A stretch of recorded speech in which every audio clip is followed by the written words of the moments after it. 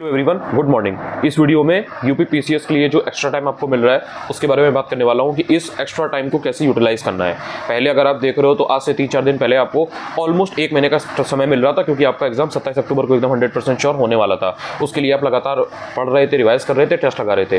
But चूंकि अब आपको कहीं ना कहीं 60+ डेज मिल रहे हैं, तो उसमें कैसे चीज़ों को प्लान करना है, कैसे एग्जीक्यूट करना है, कुछ चीज़ें जो आपको आप कह सकते हो जो 1 महीना एक्स्ट्रा आपको मिल गया है उसमें ऐसी हम क्या नई चीज़ें कर ले कि कम से कम प्रीलिम्स आपका ना रुके। तो उन चीज़ों के बारे में यहाँ पर आप बात करने वाला हूँ।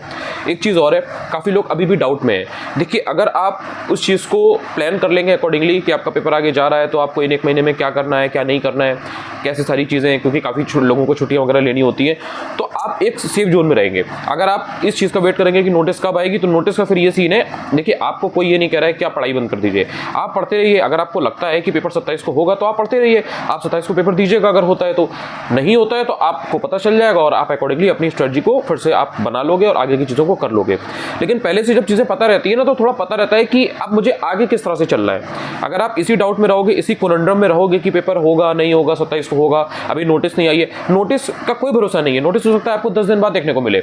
27 अक्टूबर को पेपर है ना, तो ऐसा नहीं है। देखिए, नोटिस मैं या आप नहीं निकाल रहे, नोटिस आयोग को निकालनी है, तो वो हो सकता है वो 10 दिन पहले निकाले, एडमिट कार्ड के 3 दिन पहले निकाले, तो आप तब तक बैठे थोड़ी ना रहेंगे।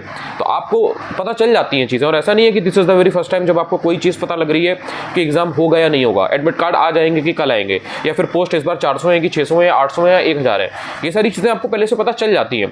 तो ये कोई पहली बार ऐसा नहीं हो रहा है कि इसमें आप बहुत ज़्यादा शक करें या डाउट करें। एंड हर जगह से आपको पता चल चुका है कि यूपीपीएससी का पेपर नहीं होने वाला है। तो इसलिए अब आपके ऊपर है, ये आपका एक आपकी चॉइस है, डिसीजन मेकिंग का, कि आप इसको किस तरह से लेते हैं। पढ़ाई तो आप करते ही रहिए, पढ़ाई करने को तो आपको कोई मना कर नहीं रहा है। ये जो 1 महीना बचा हुआ है, इसमें आपको सबसे पहले ध्यान रखना है कि इसमें आपको मेंस शुरू नहीं कर देना है। अगर आपके पास 6 घंटे तक का समय है तो आप प्रीलिम्स को ही देंगे। अब मेंस आप शुरू नहीं करेंगे, तो जो 30 दिन से अब 60+ डेज मिल रहे हैं, उसमें सबसे पहली चीज़ आती है प्रैक्टिस की। अगर आपको प्रीलिम्स निकालना है तो आपको प्रैक्टिस करना पड़ेगा। प्रैक्टिस से ही प्रीलिम्स निकलेगा, इस बात को याद रखिएगा। अभी तक अगर आप हफ्ते में 1 टेस्ट दे रहे थे, हफ्ते में 2 टेस्ट दे रहे थे, ट्राई करिए ये जो 1 महीना आपको एक्स्ट्रा मिला है, इसमें अगर आप हर 3 दिन में 1 टेस्ट दे पाए, हफ्ते में 2 टेस्ट तो एट एनी कॉस्ट दे रहे हैं और 1 टेस्ट आप पहले भी देते थे, तो मतलब ट्राई करिए कि हफ्ते में 3 आप टेस्ट दे पाए। थोड़ा सा खुद को पुश करना पड़ेगा ऑब्वियसली, लेकिन आप ये चीज़ कर सकते हो। ये करोगे तो आपको रिटर्न ज़्यादा मिलेगा। उसके पीछे का रीज़न ये है कि जितना ज़्यादा आप टेस्ट देते हो, उतना ही ज़्यादा आपको ये पता चलेगा कि आप गलतियां क्या कर रहे हो, और जब आपको ये पता चलेगा कि आप गलतियां क्या कर रहे हो, तो आप उन पर काम कर सकते हो। एक चीज़ में इसमें और है, काफ़ी लोग ऐसे भी हैं जिनके नंबर नहीं बन रहे हैं या उतने नंबर नहीं आ रहे हैं, तो वो इसलिए परेशान हो रहे हैं कि मेरे नंबर नहीं आ रहे हैं, तो फिर उससे एक डिमोटिवेशन हो रहा है और उसके बाद में वो टेस्ट फर्दर देते नहीं है। या कई लोगों का जैसे सिलेबस नहीं कंप्लीट है, बहुत सारी चीज़ें पढ़ी नहीं है। देखिए, पढ़ना प्रिपरेशन का एक एस्पेक्ट है और प्रैक्टिस करना दूसरा एस्पेक्ट है। आप अगर सिर्फ पढ़ते रहेंगे और खुद को टेस्ट नहीं करेंगे टेस्ट पेपर के थ्रू, तो आप कहीं ना कहीं लैग कर जाएंगे उस वाली चीज़ से जो आपको एग्जाम में चीज़ों को हैंडल करना सिखाती है। तो इसलिए आपको पढ़ना है और साथ में टेस्ट देना है। आपने कोई चीज़ नहीं पढ़ी है, कोई बात नहीं, ज़्यादा से ज़्यादा क्या होगा, गलती तो होगी ना। यही तो होगा ना कि आपको ये चीज़ नहीं आती है, लेकिन ये चीज़ आपको पता लग रही है कि आपका भी लेवल क्या है, आपका क्या स्टैंडर्ड है पेपर के अंदर, जो पेपर आ रहा है उसमें कितनी चीज़ें आप कर पा रहे हो। तो आप उसको वहीं पढ़ लो, उसको पढ़ लोगे, वो चीज़ वहीं खत्म है, उसके बाद में वो प्रॉब्लम नहीं करेगी आपको। अगर अशोका के रॉक एडिक आ रहे हैं और आपका पेपर में गलत हो रहा है, आपको नहीं आता था, आपने उसको पढ़ लिया, तो वो टॉपिक आपका तैयार हो गया ना। अब जब क्वेश्चन उसे टेस्ट पेपर में आएगा या रियल एग्जाम में आएगा, तो आपका गलत नहीं होगा। तो कुछ चीज़ों को टेस्ट पेपर से करने के लिए भी आदत डालिए, वो करेंगे तो आपको हेल्प मिलेगी। और जैसे जैसे आप टेस्ट देते जाएंगे, आप देखेंगे कि आपकी जो गलतियाँ पहले हो रही थी, पहले आप काफ़ी सिली मिस्टेक कर रहे थे, पहले आप ओवर थिंकिंग बहुत कर रहे थे, उसके बाद ऑप्शन चूज कर रहे थे, जो 2 ऑप्शन आपने चूज किए उसमें आप कई बार रिवीजन आपने नहीं किया, इसलिए बहुत डाउट होता था। कभी कभी आपने कुछ चीजें पढ़ी नहीं थी और वो बहुत इंपॉर्टेंट थी, लगातार उससे टेस्ट पेपर में क्वेश्चन आ रहे थे, रियल एग्जाम में भी उससे क्वेश्चन आते हैं, बट आप उसको पढ़ ही नहीं रहे थे। तो जब बार बार वो क्वेश्चन गलत होगा ना, तो आपको बॉदर करेगा, आपको लगेगा यार ये हर बार गलत होता है, ये सही नहीं कर पाते हैं, तो उसको फिर आप पढ़ोगे। तो ये जो चीजें हैं ये टेस्ट पेपर के थ्रू ही आएंगी, वरना इतनी सारी चीजें पढ़ने को है ना, समंदर है पूरा पढ़ने को। अब उसमें इन्फॉर्मेशन का जो समंदर है, उसमें आप ये पिक नहीं कर पाओगे कि ये प्रायोरिटी बेसिस पे पढ़ना है कि ये प्रायोरिटी बेसिस पे करना है। तो इसलिए टेस्ट की जो संख्या है, जो नंबर है, वो आप बढ़ाओ, जितने आपको मिल पाए लगाओ ज़्यादा से ज़्यादा। और ऐसा भी नहीं करना है कि आपने सिर्फ पेपर दिया, उसका आपने आंसर देख लिया और बस आगे बढ़ गए। तो उसमें थोड़ा एनालिसिस जरूर करो, जो मैंने आपको एनालिसिस की बात अभी बताई है। नंबर धीरे धीरे ही बढ़ते हैं।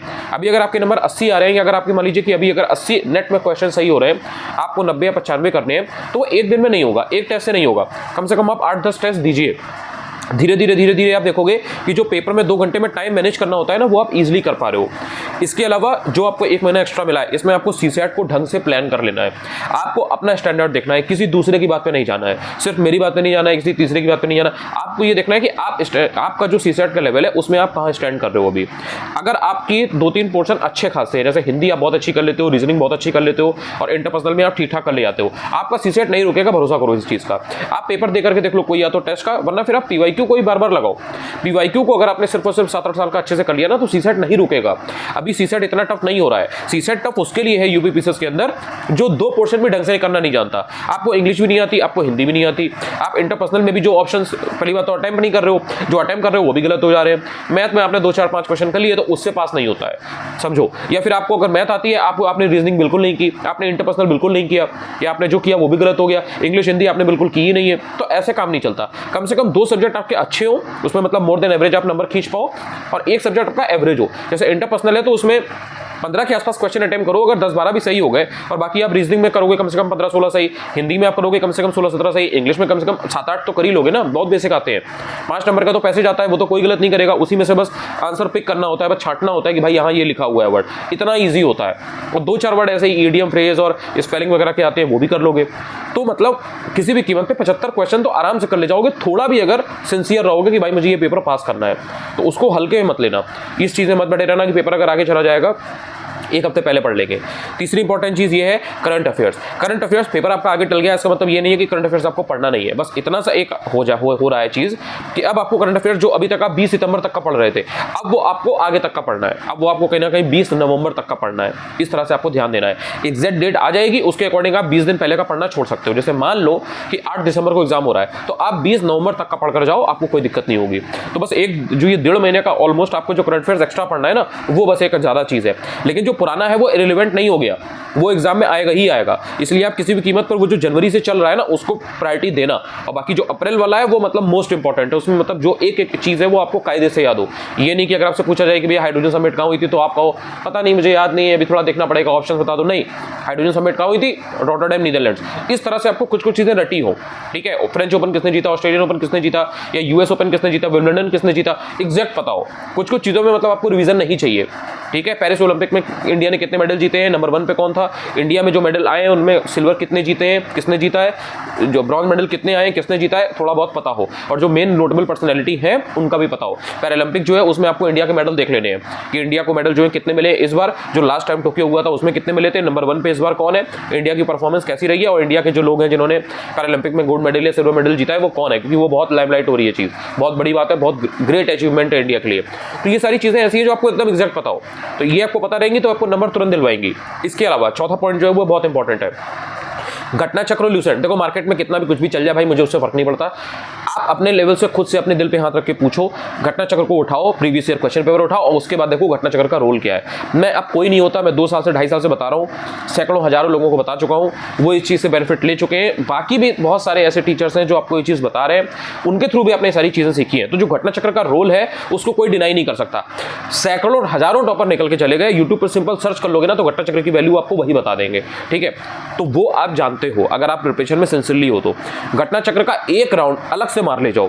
मतलब अभी तक जैसे आप पढ़ रहे थे, आपने शेड्यूल कर रखा था कि यार अब मुझे रिवाइज करना है, मुझे इस तरह से करना है, दिस एंड दैट, ठीक है।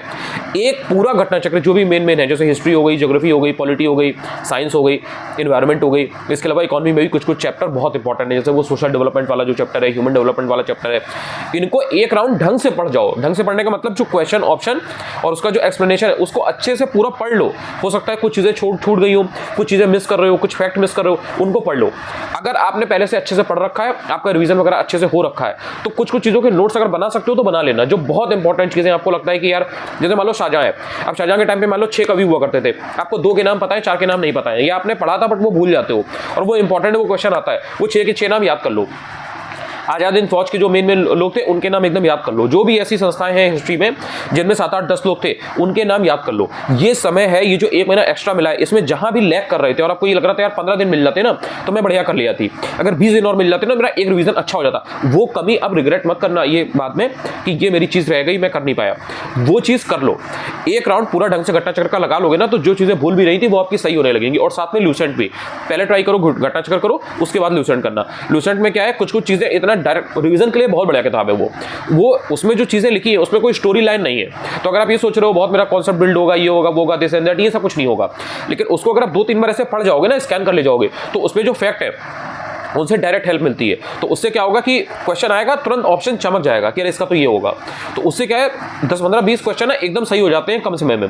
और वो क्या होता है कि जैसे जो 2 घंटे का पेपर 150 क्वेश्चन आपके यूपी पीसीएस के होंगे, तो जो 1 घंटे में मैक्सिमम क्वेश्चन कर ले जाओगे वो कॉन्फिडेंस बहुत देता है। तो इस चीज़ का ध्यान रखना। इसके बाद जो एक लास्ट पॉइंट है वो ये है कि अगर आपको यूपी पीसीएस का प्रीलिम्स निकालना है, पिछले 7-8 सालों का आप रिकॉर्ड देख लो, ट्रेंड देख लो। अगर मेरी बात पर भरोसा नहीं है तो खुद ट्रेंड देख लो। 4-6 घंटे 8 घंटे लगेंगे अगर सिंसियरली मेहनत करोगे, लेकिन ये चीज़ आपको मिल जाएगी। अगर आपको प्रीलिम्स इजीली निकालना है तो जो करंट अफेयर्स का सेक्शन है, जो पॉलिटी का सेक्शन है, जो एनवायरनमेंट का सेक्शन है और जो ज्योग्राफी का सेक्शन है, इन 4 सब्जेक्ट पर अगर आपकी कमांड है तो आप बहुत इजीली नंबर निकाल सकते हो। आपको प्रेशर होगा ही नहीं। और जैसे ही 1 घंटा मिला और ये सारी चीज़ें टेस्ट में लगा के देख लो, आपने करंट अफेयर्स अच्छे से पढ़ रखा है तो पेपर जैसे ही आपको मिलता है सबसे पहले करंट के क्वेश्चन ढूंढो। पॉलिटी अगर बहुत अच्छी तरह से पढ़कर गए हो तो पहले पॉलिटी के क्वेश्चन ढूंढो और ये चीज टेस्ट में देखो करके। इसी तरीके से एनवायरनमेंट और ज्योग्राफी, पॉलिटी के स्टैटिक के क्वेश्चन होते हैं, करंट अफेयर्स के 2-4 क्वेश्चन होते हैं जो बहुत ज्यादा न्यूज में चल रहा होता है, उससे स्टैटिक के क्वेश्चन उठ जाते हैं। एनवायरनमेंट वही स्टैटिक पोर्शन आता है, कुछ चीजें 1-2 क्वेश्चन जो नेशनल पार्क है, टाइगर रिजर्व है, या कोई अगर वाइल्ड लाइफ सेंचुरी है, बर्ड सेंचुरी है, कोई अगर रामसर साइट है, वेटलैंड है, ये सब ऐड होती रहती है। तो ये हर साल 1 या 2 ऐड हो जाती है, उनको देख लो, उनसे डायरेक्ट क्वेश्चन आने के चांसेस होते हैं। बाकी वही जो उनके स्टैटिक के क्वेश्चन हैं जो एक्ट वगैरह पूछते हैं, पॉल्यूशन पूछते हैं, पॉल्यूशन से पॉल्यूटेंट वगैरह, नॉन डिग्रेडेबल कौन सा है, क्या है, और जो कन्वेंशनल एनर्जी वाला जो पूछते हैं, नॉन कन्वेंशनल एनर्जी के सोर्सेज वगैरह। इसके अलावा कुछ जो कॉन्सेप्चुअल चीज़ें पूछते हैं, सस्टेनेबल डेवलपमेंट की है, इकोसिस्टम की है, क्लाइमेट वगैरह से रिलेटेड पूछेंगे, ग्रीन हाउस इफेक्ट से रिलेटेड पूछेंगे। ये सब ऐसे टॉपिक है, इनको अगर आपने पढ़ के रख लिया नंबर बनेंगे ही बनेंगे। पॉलिटी में आपको पता है कुछ पर्टिकुलर चैप्टर है उनसे हर बार पूछता है। आर्टिकल्स अगर आपने मेन में अगर पढ़ रखे हैं ना, डायरेक्ट वहीं से क्वेश्चन आएंगे। तो करंट अफेयर्स, पॉलिटी, एनवायरनमेंट और ज्योग्राफी भी बहुत इंपॉर्टेंट है, इसको हल्के में मत लेना। पासिस हर साल पूछे जा रहे हैं, वर्डफॉल्स हर अगले साल आपसे पूछा जा रहा है, जो वैलीज वगैरह है वो आपसे पूछी जा रही है, जो इंडस्ट्रीज है इंडिया के अंदर वो आपसे पूछी जा रही है। तो जब ये सारी चीजें आ रही हैं, आपको मालूम है कि यार ये लेक से रिलेटेड पूछते हैं, रिवर से रिलेटेड, एक ही पेपर में 4 क्वेश्चन आ जा रहे हैं और आप रिवर आपने पढ़ नहीं रखी है। मेन में रिवर आपको नहीं पता कि वो कहाँ से निकलती है, कहाँ उसका ड्रेनेज पैटर्न है, किस तरफ जाती है, किस तरफ आती है। ये सारी चीजें आपको कहीं ना कहीं पीछे करती है प्रीलिम्स निकालने से। ये सारी चीजें अगर आपको पता है इंडियन ज्योग्राफी में, वर्ल्ड ज्योग्राफी में भी सेम यही चीजें हैं। कॉन्टिनेंट वाइज पढ़ लो, 3-4 दिन लगा करके ढंग से जो कॉन्टिनेंट वगैरह है उनको देख लो। जैसे ये आपका ओशिनिया कॉन्टिनेंट है, उसमें बेसिकली आपको ऑस्ट्रेलिया के बारे में पढ़ना है और जो ऊपर कुछ आइलैंड है उनको पढ़ लिया। इसके अलावा अफ्रीका को अच्छे से पढ़ लो, कौन कौन सी उसमें मेन लेक है, रिवर है, अगर कोई वोल्केनिक करप्शन है तो उसको देख लिया। फिर आ जाओ साउथ अमेरिका में, साउथ अमेरिका में जो लैंडलॉक्ड कंट्री वगैरह कुछ है उनको देख लो। वहाँ पर जो जैसे चिली है, पेरू है, इन सब में कोई अगर मिनरल मिल रहा है, कोई अगर बहुत वहाँ पर इंपॉर्टेंट प्लेट्यू है उनको देख लो, ग्रासलैंड्स वगैरह इनको देख लो। ये सब मैंने टारगेट्स वगैरह में दिया भी हुआ है आरओ के, तो आप वहाँ से भी हेल्प ले सकते हो। टेलीग्राम चैनल है अनु चतुर्वेदी ऑफिशियल, वहाँ पर आपको ये सारी चीज़ें मिलती रहती है। पीडीएफ वगैरह मैंने डाल दी है, आप देख सकते हो डाउनलोड करके, उसको गो थ्रू करोगे सब समझ में आ जाएगा जो मैं बता रहा हूँ। फिर आप नॉर्थ अमेरिका और कनाडा साइड आओगे, बहुत सारी वहाँ पर आपको लेक्स वगैरह मिलेंगी, रिवर्स वगैरह मिलेंगी, तो उनकी जो पोजीशन वगैरह है उनको देख लो। डिजर्ट जहाँ पर होते हैं तो उनका देख लो, डिजर्ट से रिलेटेड हर साल क्वेश्चन आता है। एक तुर्कमेनिस्तान का जो कराकुम वाला है वो देखो पूछा गया। अब उन्होंने 2023 की यूपी पीसीएस में क्या किया कि 4 आपको डिजर्ट दे दिया और छोटे से बड़ा लगाने को दे दिया कि जो एक्सपेंशन होता है ना, जो विस्तार होता है, जो लेंथ होती है कि भाई इतने किलोमीटर तक फैला हुआ है, तो वो उन्होंने क्वेश्चन दे दिया। मतलब देख रहे हो कैसे थीम पकड़ करके वो उससे इन डेप्थ पूछ रहा है। पंचायती राज पहले से पूछता था, पंचायती राज में उन्होंने 2 स्टेटमेंट की फॉर्म में देना शुरू कर दिया कि भाई ये जो कमेटी थी इसने क्या संस्तुति दी थी, क्या इन्होंने रिकमेंडेशन दी थी अपनी।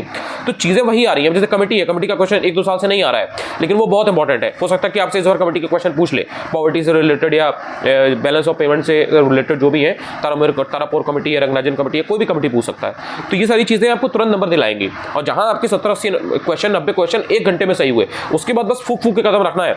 अगर आपको पता है कि आपने 100 क्वेश्चन अटेम्प्ट किए, उसमें से आपके 90 या 80 सही हो जाएंगे, उसके बाद में बहुत ही कैलकुलेटेड रिस्क लो। ये नहीं कि आपने 50 के 50 अटेम्प्ट कर दिए, नहीं, वो भी एक उसमें भी एक फॉल्ट होता है स्ट्रेटजी में। तो आपको बहुत ही कैलकुलेटेड रिस्क लेना है, लेकिन ये सारी चीज़ें टेस्ट में करनी पड़ेंगी, इसीलिए मैं कह रहा हूँ कि टेस्ट दो। तो इतना ये जो चीज़ें हैं इनका अगर ध्यान रखोगे और अपने हिसाब से एक प्लान बना लो, सुना समझा सारी चीज़ें पता लग गई, उसको इंप्लीमेंट तभी कर पाओगे जब यहाँ से दिमाग में क्लैरिटी होगी कि भाई मेरे को ये चीज़ें करनी है। और टारगेट अपने हिसाब से भी एक बना लो। एक होते हैं सेल्फ टाइप के टारगेट गोल कि भाई हफ्ते भर में मुझे ये चीज़ें कर लेनी है, क्योंकि आपको आपसे बेहतर कोई नहीं जानता, कोई टीचर नहीं जानता, कोई मेंटर नहीं जानता, कोई यूट्यूबर नहीं जानता, आपके घर वाले भी नहीं जानते जितना आप खुद को जान पाते हो। इट्स जस्ट कि उसको ऑनेस्टली पकड़ना होता है। अपना थिंकिंग पैटर्न समझो कि भाई कहाँ पर गलत कर रहे हो। कोई क्वेश्चन अगर आपने गलत किया तो उसमें ये देखो 1 मिनट रुक के, उसमें आपका समय नहीं चला जाएगा जाएगा, लेकिन उससे जो सीखोगे ना, अगले 4 जो क्वेश्चन आप अटेंड करोगे एग्जाम में, वो आप सही कर ले जाओगे।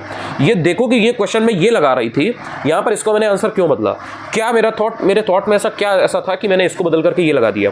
जिस दिन ये पकड़ना सीख गए, अपनी थिंकिंग पैटर्न को, अपनी गलती को पकड़ना, एक्सेप्ट करना और उसे सही करना सीख गए, आपके नंबर एकदम यूं बढ़ेंगे। 10 क्वेश्चन अगले टेस्ट में तुरंत बढ़ जाएंगे। इट्स जस्ट कि आपको थोड़ा सा एक्टिव होकर के, कॉन्शियस होकर के अपनी मेहनत को करना है। 60+ दिन है, अभी भी कर सकते हो। यहाँ से बहुत गोल्डन अपॉर्चुनिटी है उन लोगों के लिए जिनकी तैयारी नहीं थी लेकिन वो सिंसियर थे। और बाकी ऑब्वियसली यार देखो, बहुत अनफॉर्चुनेट होता है ये जब इस तरह से पेपर, अब इस बार कोई एग्जाम नहीं हुआ, ना आरओ का एग्जाम हुआ, ना यूपीपीसीएस का एग्जाम हुआ। और कहाँ ये एग्जाम होने थे, फेब और मार्च में।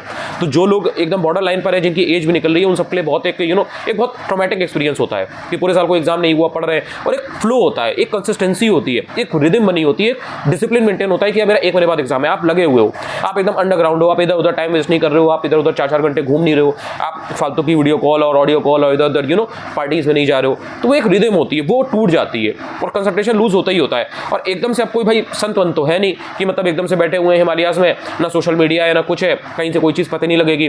टेलीग्राम पर, यूट्यूब पर, इधर उधर थोड़ा बहुत जिससे भी आप बात करते हो अगर 2-4 लोग से, तो पता लग ही जाता है कि यार सुनने में आ रहा है पेपर पोस्टपोन हो रहा है, पेपर टल रहा है। तो ये सारी चीज़ें ऐसी है जो कहीं ना कहीं आपको थोड़ा सा डिस्ट्रैक्ट करती है। तो पेपर ना होना अपने आप में बहुत बड़ी प्रॉब्लम की चीज़ है, बट कुछ कर नहीं सकते हो बहुत ज़्यादा पढ़ने के सिवाय। इस समय खुद को संभालो, थोड़ा बहुत अगर डिस्ट्रैक्शन हो रहा है, ये लग रहा है कि यार चीज़ें हाथ से निकल रही हैं, इस बार पेपर नहीं हुआ, 2 महीने की बात है, 1 महीना एक्स्ट्रा और आपका गया है, डेट एकदम फाइनलाइज हो जाएगी, उसके बाद में अकॉर्डिंगली प्लान कर सकते हो आप कि भाई इतने समय बाद मेंस हो रहा है, देन इसके बाद इंटरव्यू होगा यूपीपीसीएस में, आरओ के केस में इतने समय बाद मेंस होगा। तो अकॉर्डिंगली आपको ये चीज़ देखनी है। पेपर आरओ का तो टलेगा नहीं, तो आप जो आरओ वाले हैं वो अपना उसी तरह से लगे रहो। अगर इस आप उसमें रहे अनुमान में कि यार पेपर टलेगा आरओ का भी क्योंकि यूपीपीसीएस का टला है, यूपीपीसीएस 1 महीने में 2 एग्जाम नहीं करा सकता, ऐसा कुछ नहीं है भाई। 20 सितंबर को जो 2016 वाला जो आरओ का एग्जाम है ना, वो 20 सितंबर को हुआ था 2020 में, कोविड की पहली वेव के बाद में। और उसके बाद में फिर आपका 11 अक्टूबर के आसपास आपका वो दूसरा वाला पेपर हो गया था यूपीपीसीएस का। तो ऐसा कुछ नहीं है कि आयोग करा नहीं सकता, आयोग चाहेगा करा लेगा, उनकी तैयारी होगी वो करा लेंगे। तो ये सब आपका काम नहीं है। मेन चीज़ है देखो कि आप कैसे अपने एफर्ट्स को मैक्सिमाइज कर सकते हो, नंबर कैसे ज़्यादा बना सकते हो। टेलीग्राम चैनल है अनुज चतुर्वेदी ऑफिशियल, आप अगर सर्च करेंगे आपको बहुत ईजिली मिल जाएगा। थैंक यू सो मच यार। अगर वीडियो से थोड़ा बहुत भी हेल्प हुआ करे, चाहे तो चैनल को सब्सक्राइब भी कर सकते हो। वीडियो अच्छा लगे तभी, अगर हेल्प नहीं होती है तब कोई बात नहीं, बताओ मुझे कहाँ से कमी हो रही है, कहाँ से कैसे क्या चीज़ है। काफ़ी लोगों को लगता है कि मैं थोड़ा सा स्पीड में बोलता हूँ, तो मैं अब ट्राई कर रहा हूँ कि मैं थोड़ा सा और धीरे बोलूँ, सो दैट आपको बेटर वे में चीज़ें समझ में आए। बताओगे तो मैं इंप्रूव करने की तरफ देखूंगा। थैंक यू यार।